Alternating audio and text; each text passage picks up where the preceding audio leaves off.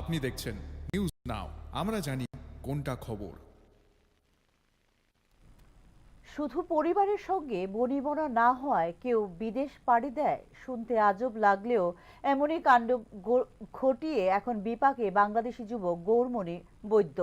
অভিমানে নাকাল হয়ে বাংলাদেশের মৌলভীবাজারের গঙ্গানগর থেকে চুপিসারে সীমান্ত পেরিয়ে ঢুকে পড়লেন ত্রিপুরার কৈলাসহরে।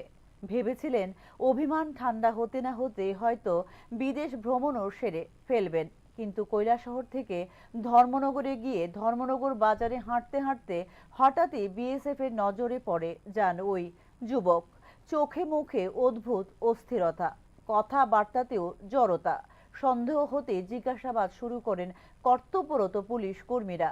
গৌরমণির জবাব শুনে মাথা চুলকে যান নিরাপত্তা কর্মীরাও। না আছে ভিসা, না পাসপোর্ট, না আছে ভারতে প্রবেশের কোনো বৈধ কাগজপত্র। একটাই যুক্তি, বাড়ির লোকজনের সঙ্গে অভিমান করে চলে এসেছি এপারে। এরপর আর দেরি করেনি দায়িত্বপ্রাপ্ত অফিসাররা। কৈলাসহর থানায় হস্তান্তর করা হয় গৌরমণিকে। সর্বশেষ পাওয়া খবর অনুযায়ী তাকে পুশব্যাক করার শুরু হয়েছে প্রক্রিয়া।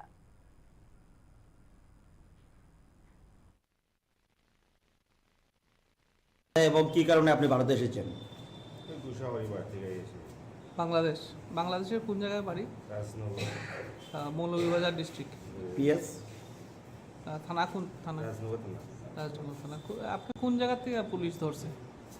আমি জায়গা চিনি না, তোর মৌলভীবাজার যাওয়ার পথে। কেন এসেছিলেন ভারতে?